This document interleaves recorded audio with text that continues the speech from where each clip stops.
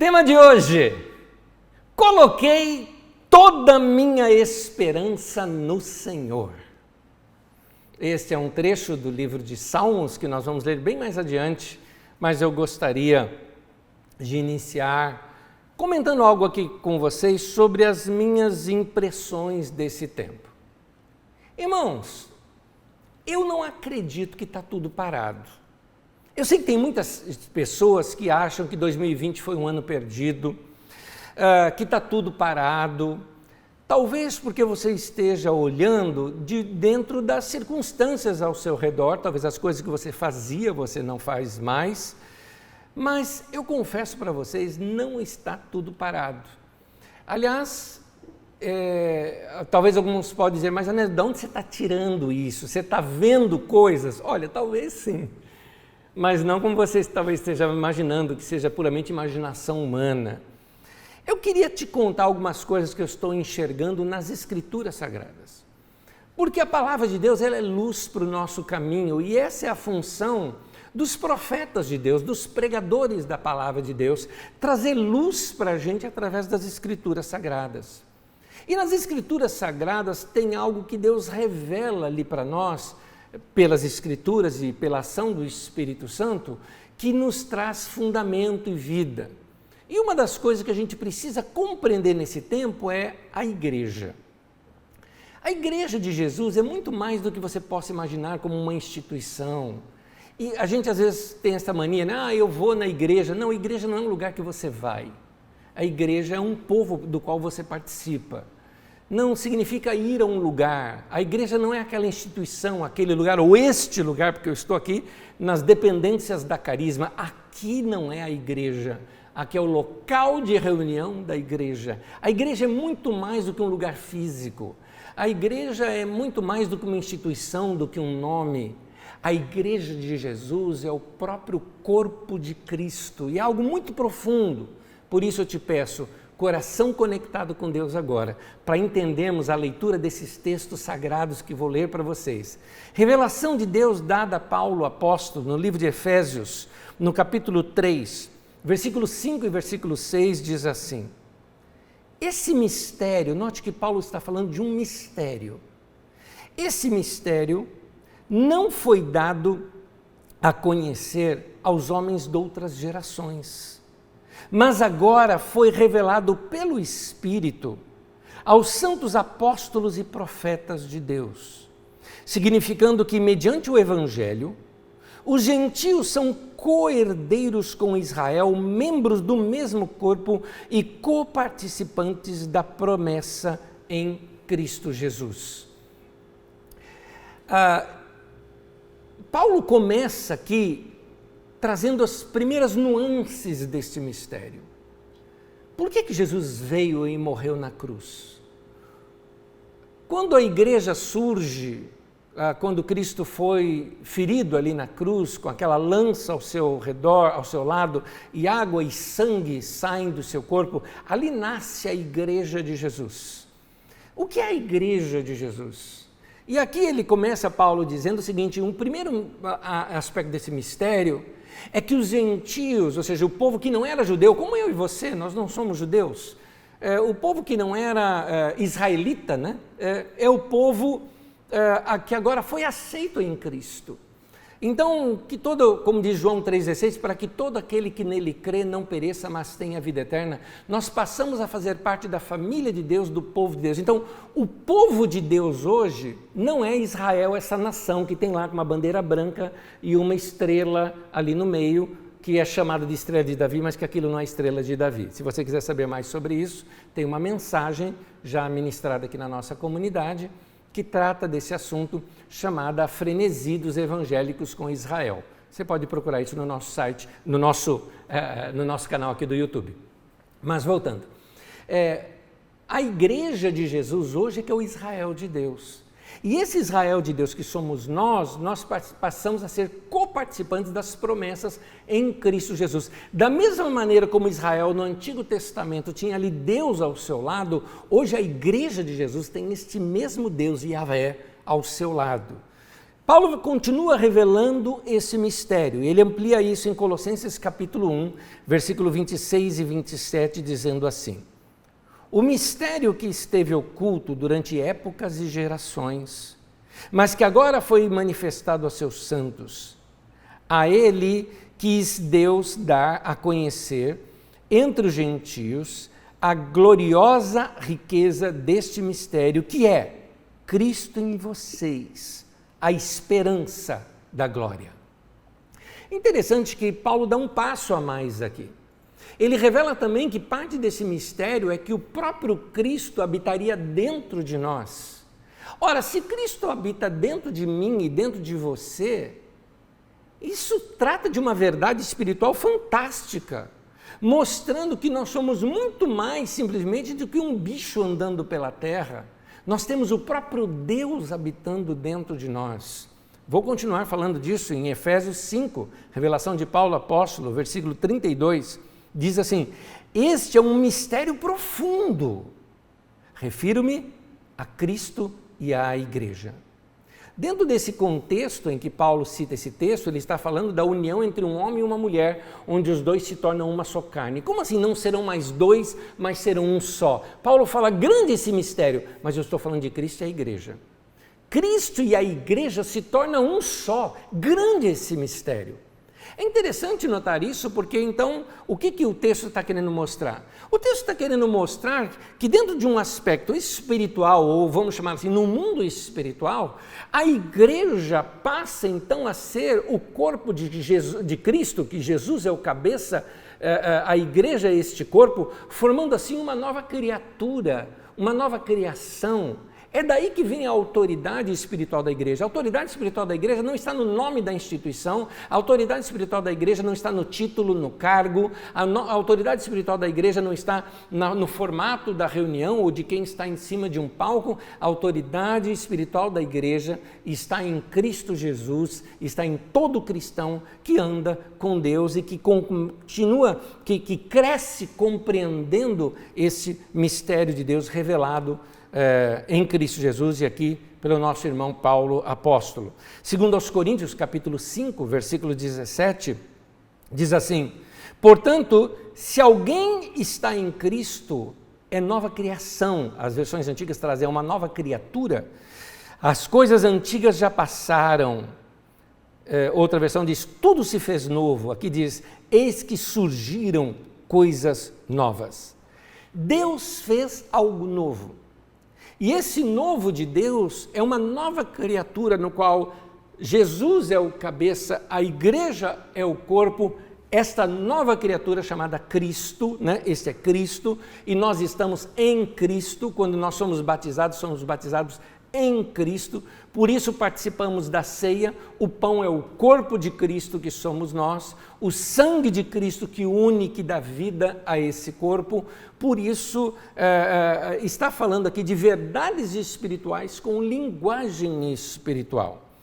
A igreja é esse mistério, e um mistério não se entende com mente natural. A igreja não é o lugar onde você vai, não é a instituição, não é uma entidade manipulada, religiosa manipulada pelos homens. Muito mais do que isso, a igreja é o próprio corpo de Cristo. Ou seja, quando Jesus estava chegando num lugar, ele chegava através do seu corpo físico. O corpo físico de Jesus hoje somos nós. Eu e você somos a mão de Jesus hoje que vai estender para um necessitado. Eu e você somos os olhos de Jesus hoje, compassivos, que vamos entender a dor das pessoas e trazer para elas alívio. Eu e você somos os ouvidos de Jesus hoje, que vamos ouvir as lamentações dessas pessoas e como intercessores interceder diante do Pai por essas pessoas. Nós somos o corpo de Cristo. A igreja também é chamada de a família de Deus. Nós temos um Pai, é Ele o nosso Pai, e nós somos todos irmãos, portanto nós somos todos iguais. Não tem essa de que eu sou maior do que você porque eu sou pastor. Não existe cargos, não existe nomes, não existe títulos, só existe um. Inclusive nós somos também o rebanho de Deus, e porque nós somos o rebanho de Deus, Jesus é o nosso supremo pastor. Eu disse isso por uma querida irmã nessa semana, em que ela não podia ir nas reuniões da igreja, nesse tempo agora da pandemia, porque ela faz parte do grupo de risco. E aí disseram para ela que ela era obrigada a ir para a igreja, porque se ela não fosse para a igreja, ela estaria descoberta, sem cobertura, sem pastor. Mas ela é do grupo de risco. Na verdade, ela não deve ir para a reunião.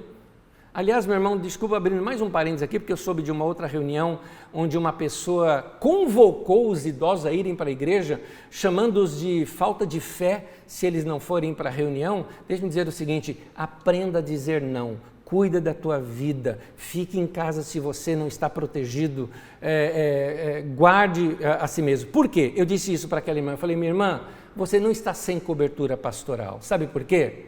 Porque não é aquele pastor, nem eu, nem ninguém que cobre a tua vida. Quem cobre a tua vida é o teu pastor, que chama-se Jesus. Você é do rebanho de Deus, Jesus é o teu pastor, então você está segura em Cristo Jesus. Igreja é isso. Igreja é ligada com Cristo. O que é a igreja assim chamada igreja local, ou essas comunidades, ou essas congregações, chame como você quiser chamar, como é o nosso caso aqui, nós temos a nossa organização, nós temos o nosso corpo local, nós devemos espelhar o corpo espiritual da igreja. Ou seja, a liderança tem que ser mansa e humilde como Jesus. Nós devemos nos sujeitar uns aos outros no temor de Cristo. É assim que é igreja é família. Igreja é família. Igreja é o jardim de Deus. A Bíblia fala isso. E o jardim, ele tem cores. O jardim tem diversidade, nem todo mundo é igual no meio da igreja. Tem gente diferente uma da outra e todos são partes da igreja. A igreja é o Éden de Deus, onde Deus vem passear no meio dela nos finais da tarde, como diz ali poeticamente no livro de Gênesis. Igreja é o Israel de Deus, é o povo de Deus, é o povo do qual Deus está junto com eles. Igreja é a cidade de Deus que desce dos céus e vem habitar no meio dos homens. Todos esses são símbolos da igreja. Veja, nenhum deles fala de instituição, nenhum deles fala de reunião, nenhum deles fala de organização. O distanciamento social provocado pela pandemia não fechou a igreja. Se tivesse uma norma aqui que nós não poderíamos ter reuniões, não fecha a igreja continua existindo, a igreja de Jesus está viva. Por isso, eu convido você a fazer uma oração, e oração aqui numa frase apenas. Peça a Deus o seguinte: abra os meus olhos para que eu veja a sua igreja. Se você puder aí na sua casa, faça essa oração nesse momento, com toda honestidade, onde você estiver, abra teu coração e fala: Senhor, como se eu fosse um cego pedindo cura, abra os meus olhos para que eu enxergue a sua igreja.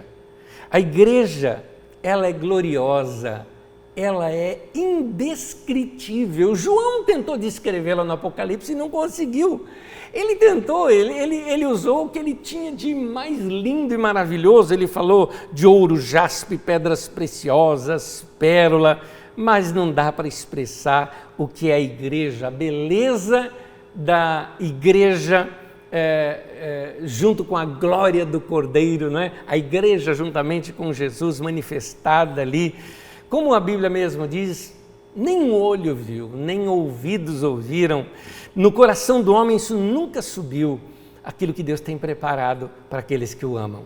Em 1 Coríntios, Paulo, o apóstolo, continua explicando um pouco mais sobre esse mistério. No capítulo 2, no versículo 7 ao 16, texto longo, acompanhe essa leitura comigo, por favor, diz assim: ao contrário, nós falamos da sabedoria de Deus, que ele está dizendo que ele não falava com linguagem humana, por isso a palavra ao contrário ali.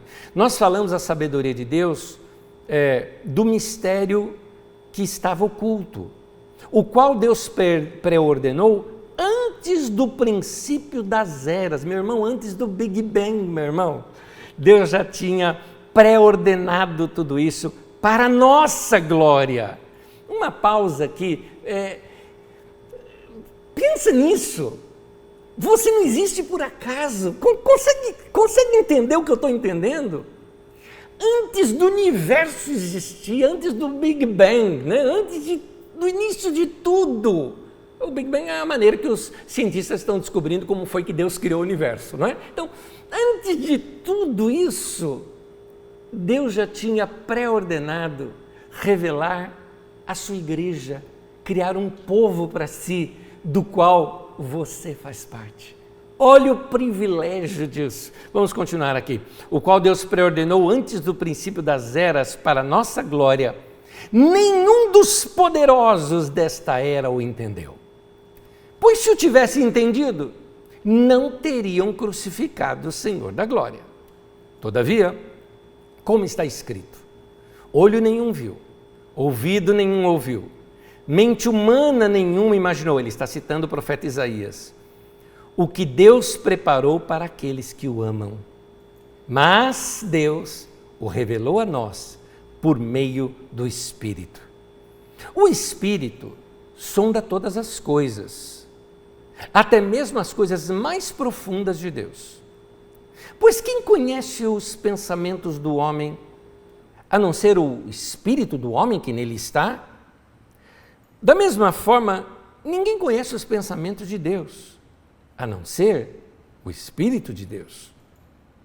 Nós, porém, não recebemos o Espírito do mundo, mas o Espírito procedente de Deus, para que entendamos as coisas que Deus tem nos dado gratuitamente. Note que esse próprio Espírito de Deus revela para nós aquilo que Deus tem nos dado. Ele revela quem nós somos em Cristo. Continuando, delas também falamos, não com palavras ensinadas pela sabedoria humana, mas com palavras ensinadas pelo Espírito, interpretando verdades espirituais para os que são espirituais, ou, como diz uma outra tradução, interpretando as coisas espirituais com linguagem espiritual.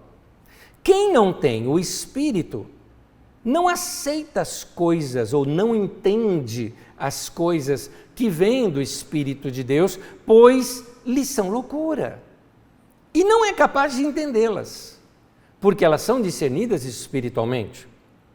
Mas quem é espiritual discerne todas as coisas, compreende todas as coisas. E ele mesmo, por ninguém é discernido, pois quem conheceu a mente do Senhor para que possa instruí-lo? Nós, porém, temos a mente de Cristo. Paulo fala sobre discernir um mistério. Como a igreja é um mistério, a compreensão desse mistério só é possível se quem criou esse mistério puder nos passar como decifrá-lo. Se Paulo compreendeu esta revelação, e essa revelação ele compreendeu por ser uma revelação dada pelo Espírito Santo, nós só vamos conseguir entender a igreja ou discernir a igreja também pela revelação do Espírito Santo. Porque a igreja, meu querido, não é algo que se explica pela razão, é algo que você precisa de uma revelação de Deus. Eu me lembro, muitos anos atrás, eu vou te dar até data disso, ano de 1988, eu buscava ao Senhor numa vigília de oração, eu orava a Deus tentando compreender melhor a igreja. Nós éramos uma comunidade pequena e recebemos ali, nossas reuniões eram ali na Avenida Maria Campos, aqui em Osasco, né? Em frente, onde hoje você tem ali o Super Shopping, né? Do outro lado da rua. E ali recebemos uma vez um irmão muito querido, ele veio lá de Joinville e ministrou para a gente um período de louvor, e foi assim, totalmente diferente aquilo que eu tinha visto, nunca tinha visto nada igual. Eu me lembro que naquele culto nós dançamos juntos, cantávamos e dançávamos, usava música, geralmente músicas de Asaf Borba, e ali nós cantávamos e dançávamos juntos, foi uma coisa muito gostosa. Ele me convidou para dar um pulo lá em Joinville também, para conhecer a comunidade lá de Joinville. Eu me lembro que fomos conversando, foi uma coisa muito gostosa, e chegando lá, quando fui dormir, nós tínhamos tido tempo de oração juntos. Quando eu fui dormir, eu me lembro, eu estava deitado na cama, aquele momento ainda que o sono não veio, porque eu estava empolgado de estar ali junto com os meus irmãos, ali eu vi a igreja. Aquele dia, Em 1988, não sei a data exata, mas sei que foi no ano de 88, eu vi a igreja.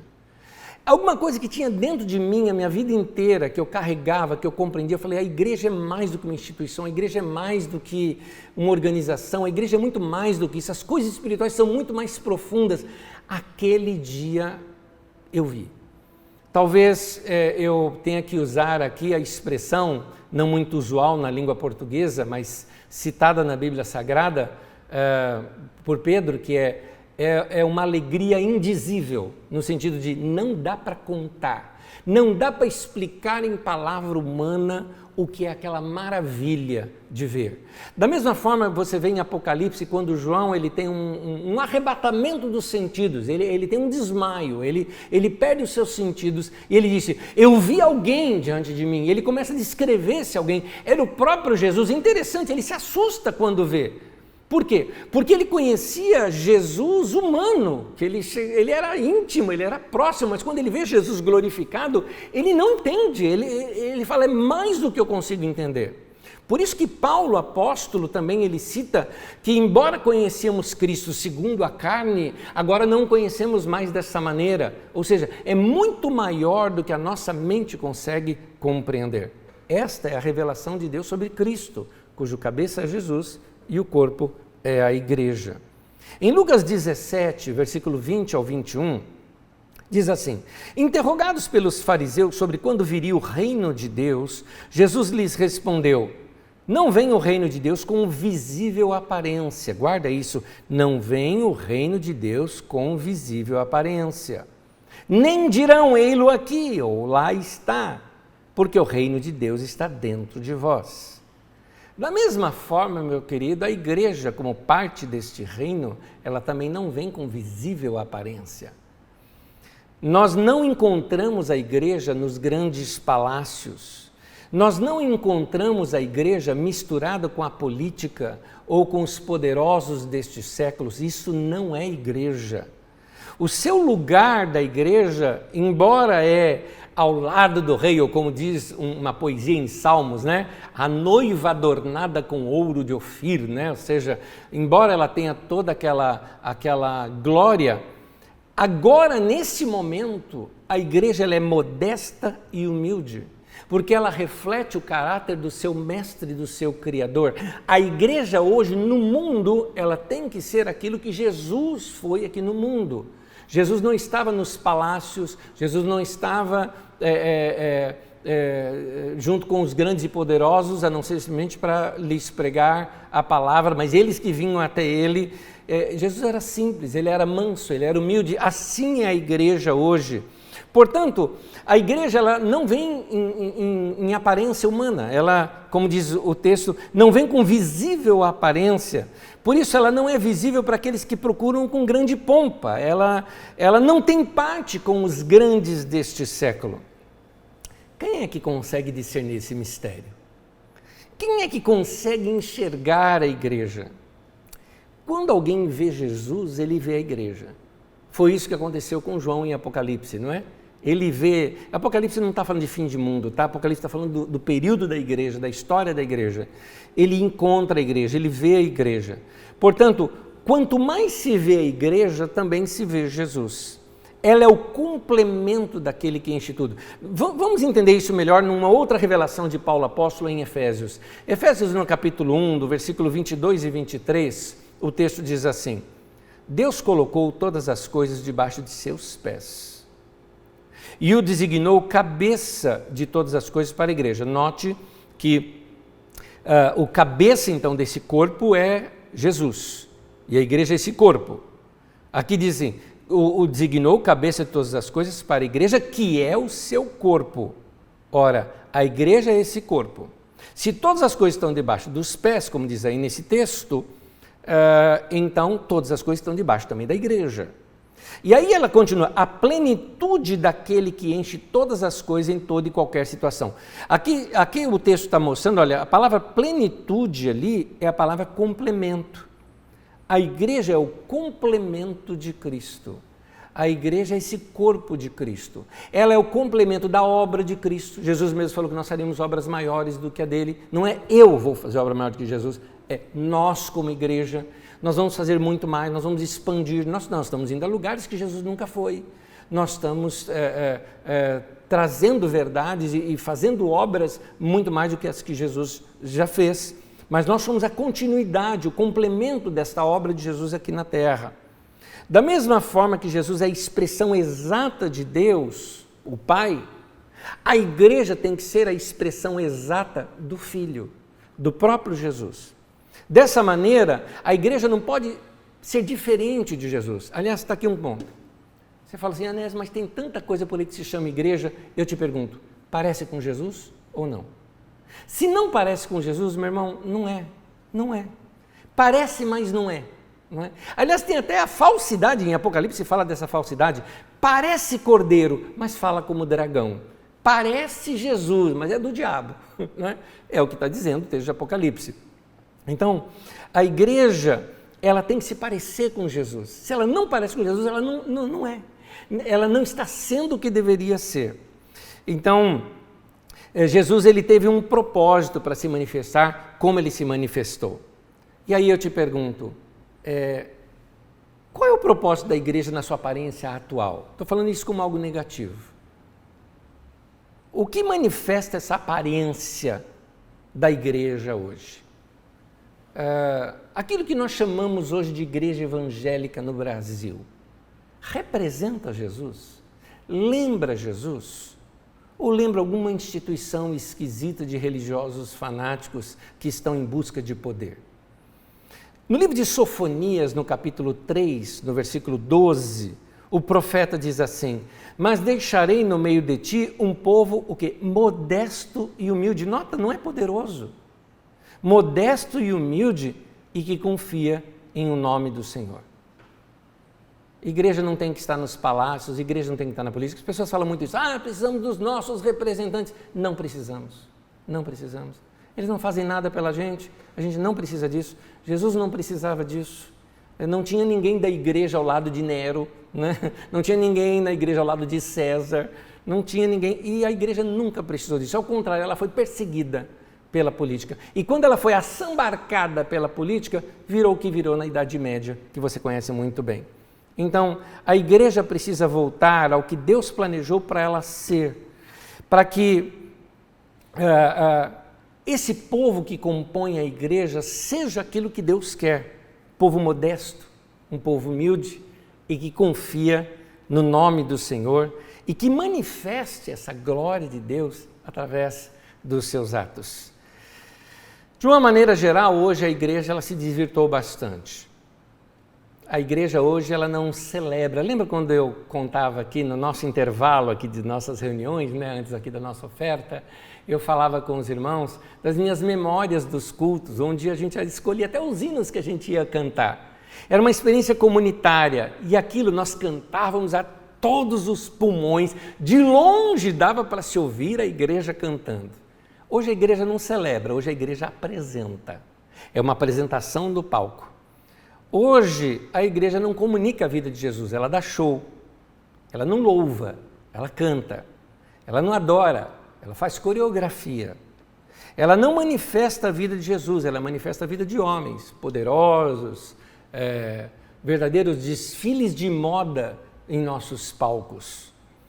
Mas Deus vai cuidar da sua igreja. E uma maneira de Deus cuidar da sua igreja é purificando-a. E Deus vai purificar a sua igreja. Você vai ver vários textos da Bíblia que vão mostrar que Deus purifica pela sua palavra, Deus purifica de tal maneira. A Bíblia usa simbologias para isso, inclusive a simbologia do fogo queimando para purificar. Isaías, o profeta, no capítulo 48, no versículo 10, diz assim, eu os fiz sofrer, mas foi para purificá-los, como a prata é purificada na fornalha. Meu irmão, Deus está purificando a igreja. E se a igreja não é a instituição, a igreja sou eu e você, somos eu e você que estamos passando pelo fogo. Eu, você e aquele irmão, e aquele outro irmão, e aquele outro irmão, aquele da pentecostal, aquele da presbiteriana, aquele da batista, aquele da metodista, aquele católico, aquele evangélico, todos aqueles que têm um coração voltado para Jesus estão sofrendo. E esse sofrimento é para purificar. É interessante, a igreja prega o contrário disso hoje, não é? Você assiste canais evangélicos e está lá, pare de sofrer. E aqui o texto está dizendo, eu os fiz sofrer. Deus faz isso com a gente. A gente precisa de experiências com Deus. Meu irmão, você lembra daquele belo e velho hino que dizia, conta no sentido, aliás, conta as bênçãos, conta quantas são, né? Tente contá-las, né? Recebidas da divina mão, uma a uma, tente dizê-las, né? De uma vez e ficará surpreso quanto Deus já fez. Você vai ver o seguinte, meu irmão, você já percebeu quantos livramentos você já teve na vida? Quantas vezes você já passou por perigo de morte? De quantas doenças você já foi curado? De quantas situações em que a família ia ser desfeita e não foi? Em que momentos difíceis da vida que você imaginava que não tem solução e tinha? Momentos de desemprego e nada lhe faltou? Procura saber tudo isso. Você sofreu, mas foi para trazer o teu coração para mais perto de Deus ainda, porque os valores de Deus são outros do que para nós. Eu percebo que Deus, Ele está mudando algumas coisas dentro de nós para realizar algumas coisas através de nós. Está entendendo porque eu iniciei essa mensagem dizendo que eu não acho que as coisas estão paradas durante esse tempo da pandemia? Porque eu acho que Deus está trabalhando na minha vida e na sua vida. Acho não, é certeza minha isso. Por isso que eu estou te comunicando essa palavra. Deus está usando esse tempo para nos revelar alguma coisa muito mais profunda. O nosso papel nesses dias de um povo humilde, como diz ali, é confiar. Confiar de que Deus sabe o que Ele está fazendo e esperar. Por isso o tema de hoje, coloquei toda a minha esperança no Senhor. É isso.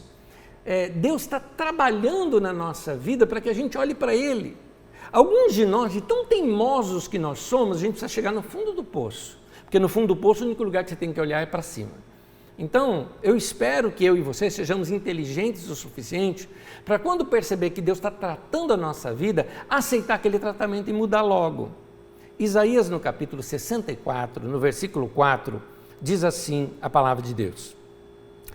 Porque desde a antiguidade não se ouviu, nem com ouvidos se percebeu, nem com os olhos se viu Deus além de ti, que trabalha para aquele que nele espera. Olha que coisa linda, Paulo no Novo Testamento pega esse final do texto e coloca aqueles que o amam, e aqui no texto de Isaías diz aqueles que nele esperam. Aqueles que colocaram toda a sua esperança em Deus e todos os seus olhos em Deus. Meu irmão, a verdade é a seguinte, que enquanto você está esperando, Deus está agindo, Deus está trabalhando. Você pode nem estar vendo, porque Deus ele trabalha nos bastidores, mas se você está esperando, e se você está esperando em fé, Deus está agindo, Deus está trabalhando ali por trás. Por quê? Porque Deus ama você. E Ele sabe que a demora, ela é necessária para o seu crescimento. Deus ele está me treinando para eu crescer na fé. E Ele sabe que uma das coisas que faz a gente ser sólido e crescer na fé é a espera. Então, meu querido, Deus está querendo nos revelar alguma coisa mais profunda, mas para isso Ele está trabalhando com essa espera no nosso coração. Esse é o sofrimento nosso nesse momento. Mas, meu irmão, por mais aperto que você esteja, põe o teu coração em Deus e os seus olhos em Deus. No livro de Salmos, de número 40, no versículo 1, vou usar duas traduções aqui. Eu começo pela mais clássica, a tradução de Almeida, revista e corrigida, que diz assim: esperei com paciência no Senhor, e Ele se inclinou para mim e ouviu o meu clamor. Essa expressão aqui, esperar, é importante que a gente saiba que esperar e perseverar é a mesma expressão no texto bíblico. Por isso, esperar é também esperança. Esperar é esperar com confiança. É por isso que, por exemplo, na outra tradução, que é a Nova Versão Internacional, Salmo 41 agora na Nova Versão Internacional, diz assim: coloquei toda a minha esperança no Senhor. E Ele se inclinou para mim e ouviu o meu grito de socorro. Meu irmão, até quanto você aguenta esperar? Uma boa pergunta. O quanto que você aguenta esperar vai demonstrar o seu grau de maturidade. Porque criança não sabe esperar. Criança não sabe.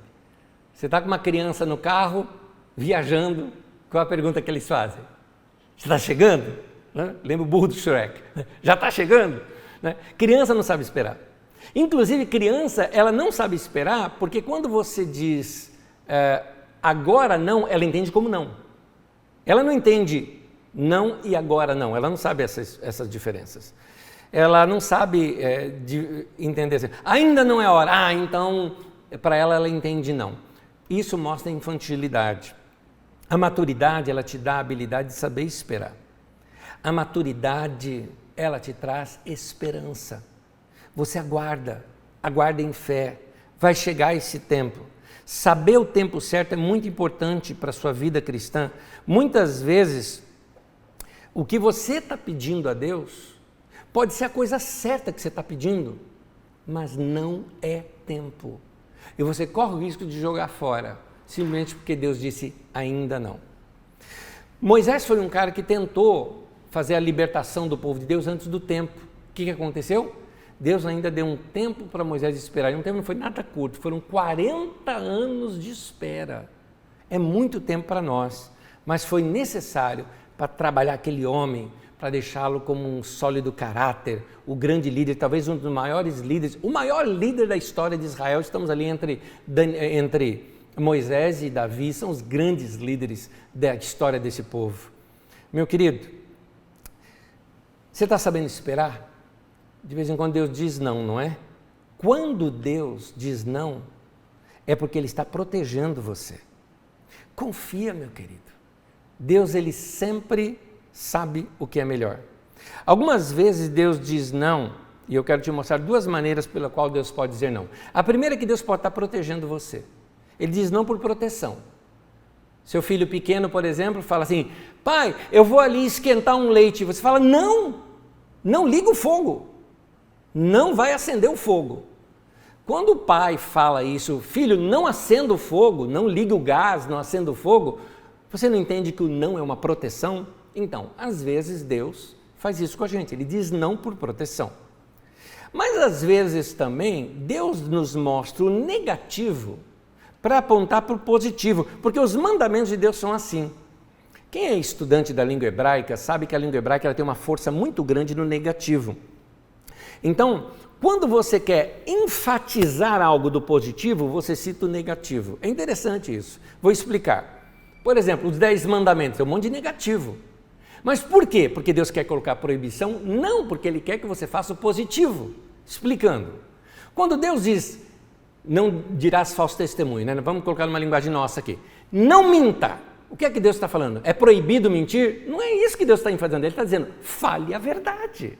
Seja livre, seja verdadeiro. É mais leve ser verdadeiro. Quando Deus fala, não adultere, o que Ele está querendo dizer? Cultive um bom relacionamento com o seu cônjuge. Quando Deus diz, não mate, o que Ele está dizendo? Ajude os outros a terem vida. É isso. Deus usa os mandamentos para nos treinar para a vida. Por exemplo, lá em Filipenses capítulo 4, versículo 6, diz assim, não fique ansioso. Aí você fala, ai meu Deus, como é que eu não vou ficar ansioso? Ele fala, apresente os seus pedidos a Deus. Então, note, não é que é uma proibição, não vou ficar ansioso porque Deus mandou eu não ficar ansioso. Como é que você vai controlar isso? Aí você vai ficar ansioso de não ficar ansioso. O texto está mostrando a válvula de escape, meu irmão. O pininho da panela de pressão está ali. Corre para Deus e conta tudo, abre o teu coração, fala tudo com Ele. Talvez você fale mesmo, mas eu quero esganar aquela pessoa, conta para Deus. Davi fazia isso. Davi falava, eu quero estourar os dentes do indivíduo, tá vendo? Davi era nordestino, igual a gente, ó. Já puxou a peixeira, foi lá, contou tudo para Deus, mas aliviou o coração. Deus não prometeu responder aquela oração, Ele só falou, fala comigo, se desabafa comigo. Apresentar os seus pedidos a Deus é essa válvula de escape para você lidar com essa pressão, né, que vem sobre você da sua ansiedade.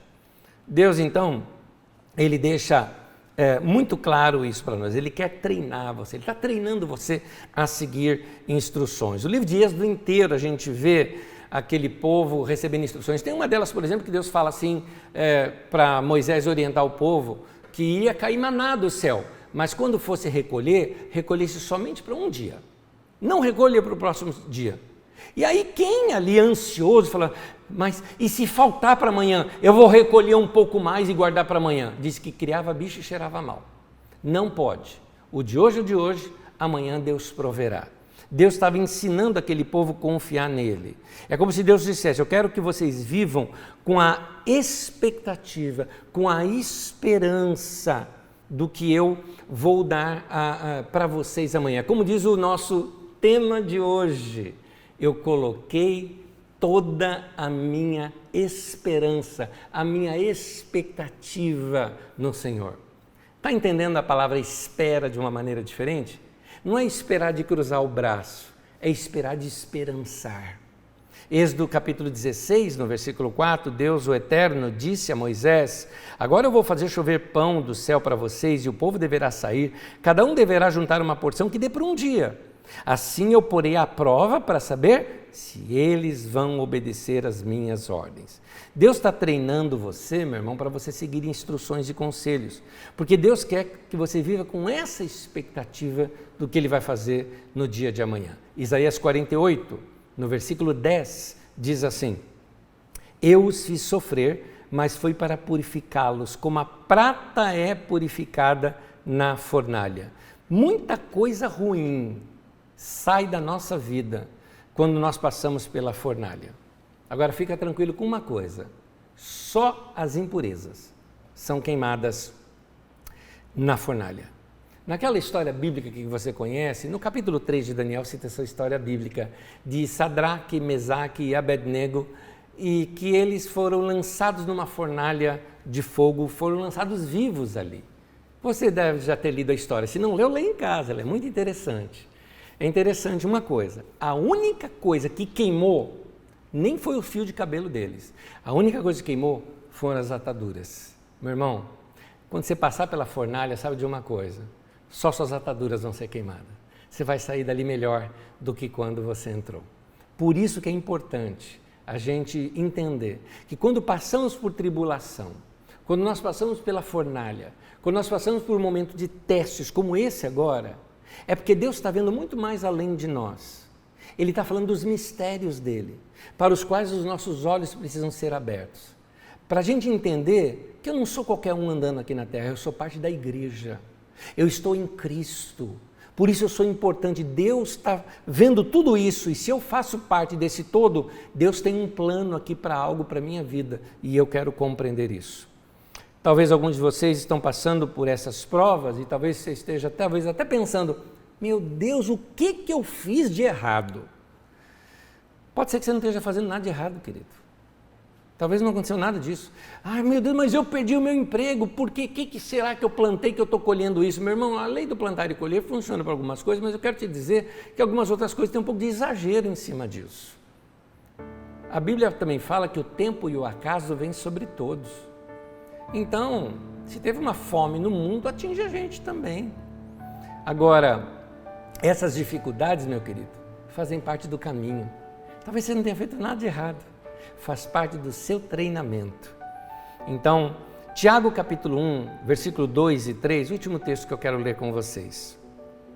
Diz assim, meus irmãos, considerem motivo de grande alegria o fato de passarem por diversas provações, pois vocês sabem que, olha aqui, a prova da sua fé produz perseverança. Guarda isso que eu estou te falando, a prova produz. Nenhum texto da Bíblia diz que a alegria produz. A alegria é muito bom, é gostoso, mas ela não é didática, não tem didática na alegria. Sofrimento tem, a gente aprende cada coisa. Olha aí quem passou pela morte, sabe, e sobreviveu, né? Viu a morte de cara, quem passou por doença, por tribulação, por desemprego, por casamento desfeito, por família desfeita, quem viu seus pais se separar, quem viu seus amigos morrerem, quem passou por crises financeiras, quem passou por dificuldades imensas, quem foi traído por amigos, quem viu seu sonho se afogar.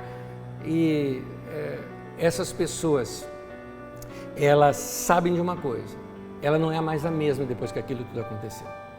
Essa prova da sua vida gerou alguns calos nela, gerou alguns crescimentos nela, gerou músculos nela, em que ela agora está mais forte. Passar por dificuldade leva a gente a crescer. Para terminar, eu quero te dizer o seguinte: há uma palavra de Deus que ela é como uma profecia, lá em Hebreus 12, que ele fala que Deus vai chacoalhar tudo, que Deus vai abalar tudo, para que somente aquilo que não é abalável permaneça. Eu vejo que é isso que está acontecendo com a igreja de Jesus na terra nesse tempo. Deus está abalando a igreja, abalando as estruturas, abalando as instituições, abalando o orgulho humano, as posições, abalando tanta coisa, para que somente aquilo que é inabalável, a verdade, o Evangelho, a vida de Jesus, o corpo de Cristo, que isso permaneça. Num tempo de tantas incertezas, de tantas mudanças, a melhor coisa para nós fazermos é voltar os nossos olhos para o nosso Senhor e, como diz no Salmo 40 e no nosso tema de hoje, coloquei toda a minha esperança no Senhor. Eu quero orar com você nesse momento e participarmos juntos da ceia do Senhor. Pai amado, nossos olhos estão postos em Ti. Aquilo que hoje nós não entendemos, lá adiante nós vamos entender. A nossa segurança vem do Senhor. Nossa esperança é o Senhor, está no Senhor.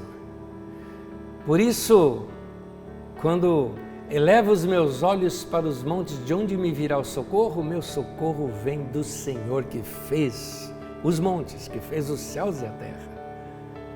O Senhor está acima de tudo, por isso nossos olhos estão postos em Ti.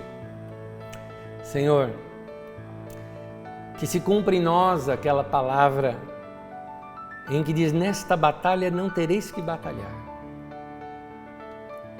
Seus olhos têm que estar no Senhor, e diz assim, que o Senhor batalhará por vós. Pai, que aquela palavra que se cumpriu ali sobre a vida do rei Josafá e todo aquele povo, se cumpra na nossa vida também, porque os nossos olhos estão postos no Senhor. Eu oro nesse momento para que os meus irmãos que passam por tribulação sejam confortados e consolados. Que seus olhos sejam abertos e eles se vejam como parte da igreja do Senhor, como parte do próprio corpo do Cristo vivo e ressurreto. E que assim se sintam fundamentados no único fundamento que é Jesus. Muito obrigado a Deus por essa revelação da Tua palavra para nós hoje aqui. Em nome de Jesus. Amém e amém. Amém.